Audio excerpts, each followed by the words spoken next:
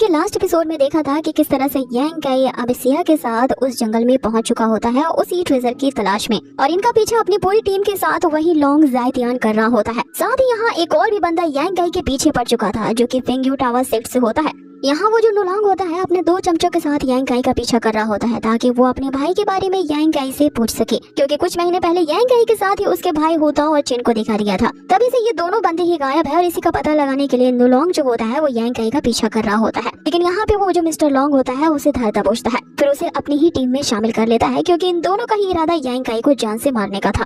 इधर दूसरी तरफ हम देखते हैं कि यांग काई जो होता है सिया के साथ काफी अच्छा टाइम बिताता है। दोनों की ही धीरे धीरे आपस में अंडरस्टैंडिंग बढ़ने लगती है कि अचानक से तभी सिया को कुछ आहट सुनाई देती है। अब यही से एपिसोड की शुरुआत होती है। जैसे ही वो उस आवाज को फॉलो करते हुए उस डायरेक्शन की तरफ जाती है, यहाँ इन दोनों का सामना एक बहुत ही बड़े और खतरनाक बीस्ट से हो जाता है। वो जो बीस्ट होता है इन पे हमला करने के लिए इनके पीछे लग पड़ता है, लेकिन ये दोनों चालाकी से एक बड़े से पत्थर के पीछे अपनी जान बचाने के लिए छिप जाते हैं। बीस्ट इन्हें नहीं देख पाता और वहाँ से चला जाता है कि इतने में ही यांग काई को कहीं दूर से एक तेज रोशनी दिखाई देती है। वो जब सिया के साथ उस रोशनी के पीछे जाता है तो पाता है कि वहाँ पे करोड़ों फ्लावर्स लगे हुए हैं। अब ये नजारा बहुत ही अमेजिंग होता है। वहाँ सैकड़ों फूल देख करके इनका मन तो मोहित हो जाता है। जब यांग काई इन फ्लावर्स के बारे में सिया से पूछता है तो वो बताती है कि ये खास तरह के फूल हैं जिन्हें चियांग फ्लावर कहा जाता है। यहाँ सिया के पास तो एक अलग ही तरह की फिजिकल स्किल है जिसका यूज करके वो किसी भी तरह के हर्ब्स को वहीं पे ही रिफाइन कर सकती है। इसका वो नमूना दिखाती है और उस फ्लावर को वहीं रिफाइन करते हुए एक पिल बना देती है। आगे जो सिया होती है इस पिल को यांग काई को सौंप देती है। यांग काई यहाँ उसकी स्किल की काफी तारीफ करता है और उसे कहता है कि हमें आगे बहुत लंबा सफर तय करना है, इसीलिए फिलहाल के लिए अपनी एनर्जी को प्रिजर्व करके रखो क्योंकि इमरजेंसी में ये काम आएगा। अगर तुमने यहाँ पे इन फ्लावर्स को रिफाइन करने के लिए सारी एनर्जी वेस्ट कर दी तो फिर आगे हमारा चलना भी मुश्किल हो जाएगा।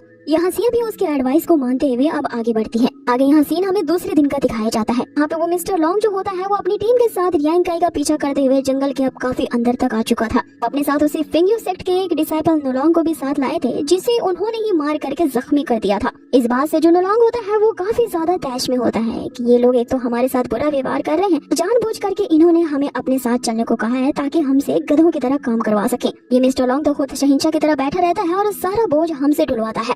अब आगे वो मिस्टर लॉन्ग जो होता है वो एक नंबर का ठरकी किस्म का बंदा होता है। वो अपने ही एल्डर वेन से कहने लगता है कि तुम्हारी एडवाइस मानते हुए रात यांग काई को जान से मारने का अच्छा मौका था, लेकिन तुमने उन ट्रेजर्स के लालच में मुझे उसे नहीं मारने दिया। अब तो उसका पीछा करते हुए हम जंगल में काफी दूर तक आ चुके हैं और जब से यांग काई के साथ मैंने उस लड़की को देखा है मुझसे तो कंट्रोल नहीं हो रहा। मैं जल्द से जल्द उस लड़की को पाना चाहता हूँ, इसीलिए उन्हें किसी भी हाल में जल्दी पकड़ो क्योंकि अब उस लड़की को देखे बगैर तो मेरा जी नहीं लग रहा। इस पे एल्डर वेन उसे कहते हैं कि इतना भी ज्यादा बेसब्रा होना ठीक नहीं है। हम पिछले 2 दिनों से उनका पीछा कर रहे हैं और इन दिनों में उनकी जो रफ्तार है वो काफी धीमी हो गई है, जिसके कारण मुझे लग रहा है कि उनकी एनर्जी अब काफी ज्यादा एग्जॉस्ट हो चुकी है, इसलिए वो हमसे ज्यादा दूर नहीं गए होंगे, वो यहीं आसपास में ही होंगे।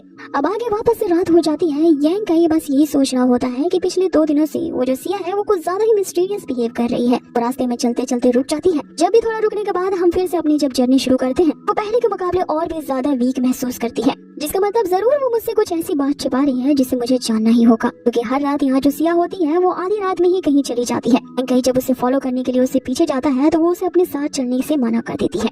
यहाँ यांग काई अपने इन्हीं ख्यालों में होता है कि सिया वापस आ चुकी थी। जैसे ही यांग काई की नजर सिया पे पड़ती है वो बेचैन हो जाता है क्योंकि उसकी कंडीशन वाकई में खराब थी। या उसे फिर से नहीं पता थी कि हर आधी रात को वो क्यों चली जाती है। लेकिन जैसे ही यांग काई उसे संभालता है वो उसे कहती है कि मुझे पहले रिकवर होने दो, सुबह होने से पहले कल्टीवेट करके मैं अपने आप को रिकवर कर लूंगी। इसके बाद ही हम सुबह में ही अपनी जर्नी तय करेंगे, क्योंकि कल ही वो दिन है जिसमें 9 यिन एनर्जी अपीयर होता है और इसी 9 यिन एनर्जी को तुम्हें कंडेंस करके युआन दियो में ट्रांसफर करना है। एक बार जब वो यिन एनर्जी टियो यानी ओस के रूप में ट्रांसफर हो जाएगा तो उसका यूज करके मैं ट्रू एसेंस रोल में आसानी से ब्रेक थ्रू कर सकती हूँ। लेकिन हमें एक बात का ध्यान रखना होगा कि इस यिन एनर्जी को निकलने के बाद हमें इस पे पैनी नजर बनाए रखनी होगी, क्योंकि एक बार अपीयर होने के बाद ये तुरंत ही छिप जाता है, इसीलिए इसके हाइड होने से पहले ही हमें इसे कलेक्ट करना होगा। अब इन दोनों को बस सुबह का इंतजार था। यहाँ पे जो सिया होती है अपने आप को हील करना शुरू कर देती है, लेकिन अभी इनके ऊपर तो एक बहुत ही बड़ी मुसीबत आनी बाकी थी। अचानक से ही उनकी तरफ एक मिस्टीरियस अटैक होता है। पूरी जमीन ही बर्फ से ढक जाती है। इसमें सिया उसे बताती है कि ये एनर्जी कल सुबह नहीं बल्कि आज ही इसी टाइम दिखने वाला है और मेरे हाथ में ये जो जेड पेंडेंट है सिर्फ यही ये एनर्जी को पहचान सकता है। अब आगे उस ये एनर्जी को कंडेंस करने के लिए यहाँ जो सिया होती है उस जेड पेंडेंट के अंदर अपनी एनर्जी ट्रांसफर करने लगती है। इसके लिए यांग काई की जरूरत होती है, इसलिए वो यांग काई से कहती है कि तुम्हें मेरे पास बैठना चाहिए। यांग काई यहाँ पे शर्मा जाता है कि आगे सिया ये उसके साथ क्या करना चाहती है, लेकिन यहाँ पे वो उसकी मदद करने के लिए उसके काफी करीब बैठ जाता है। बाकी सिया जो होती है वो सीन एनर्जी को कंडेंस करने के लिए वो अपने अराउंड एक शील्ड क्रिएट कर देती है। यहाँ पे सिया को देख करके यांग काई यही सोचने लगता है कि आखिर ये लड़की इतनी कमाल की है, आखिर ये अपने साथ कितने सारे ट्रेजर्स लेके घूम रही है, इसका तो मुझे अंदाजा भी नहीं है। अब यांग काई उसे जब घूर के देख रहा होता है तो अचानक सिया की नजर उस पे पड़ती है। सिया उसे कहने लगती है मुझे इस तरह से घूरना बंद करो। यांग काई यहाँ सोचने लगता है कि पहले खुद ही मुझे पास आकर बैठने को कहती है और जब मैं इसकी तरफ देख रहा हूँ तो मुझे छोरा समझ रही है, इसीलिए वो यहाँ एम्बैरेस होते हुए उससे अलग हट जाता है। लेकिन वो सिया से कुछ ज्यादा ही दूर चला गया था, इसलिए सिया उसे कहती है कि अब इतना भी दूर मत जाओ, उस यांग एनर्जी को कंडेंस करने के लिए तुम्हारा मेरे करीब रहना जरूरी है, इसीलिए मैं तुम्हें यहाँ से जाने के लिए नहीं कह रही हूँ बल्कि मेरे पीछे ही मेरे साथ रहने को कह रही हूँ।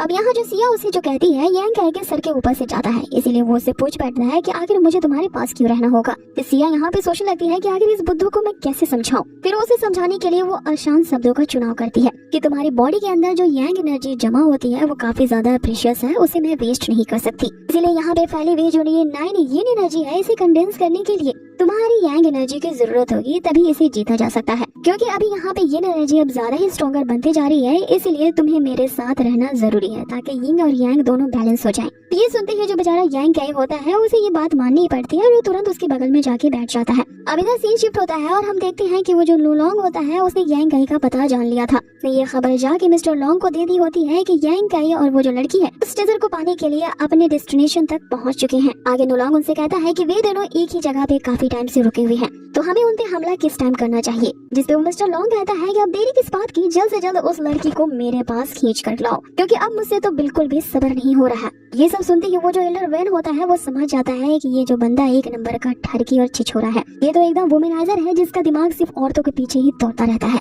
आगे एल्डर वेन उससे कहता है कि वो जो ट्रेजर्स की तलाश कर रही हैं वो जल्द ही अपीयर होने वाला है, क्योंकि ऐसा माहौल इस पूरी घाटी में बन चुका है, इसलिए वे सभी उस घाटी के नीचे चल पड़ते हैं उन दोनों पे अटैक करने के लिए। यहाँ पे जो अचानक से इतनी हलचल बढ़ गई होती है, सिया इससे चौकन्नी हो जाती है और यांग कैसे कहती है कि हमें सावधान रहना चाहिए क्योंकि कोई हमारे पीछे आ रहा है। जिसपे यांग काई उससे कहता है कि ये जगह बहुत ही ज्यादा सुनसान है, काफी दिनों के सफर करने के बाद हम इस जगह पे पहुंचे हैं, तो हमारे इस जगह पे आखिर कैसे कोई पीछा कर सकता है, अगर कोई पीछा करता तो हमें इसके बारे में जानकारी जरूर होती। जिसपे सिया उसे बताती है कि मैं बहुत सारे लोगों की आहट सुन सकती हूँ, साथ ही ये सभी हाई लेवल के कल्टीवेटर्स हैं जिनकी ब्रेथ मैं महसूस कर सकती हूँ, इसलिए हमें जल्द से जल्द इस जगह को छोड़ के किसी सेफ जगह पे जाना होगा। कि तभी यहाँ पे एल्डर वेन पीछे से कहता है कि अब सेफ जगह पे जाने के लिए बहुत ही देर हो गई है।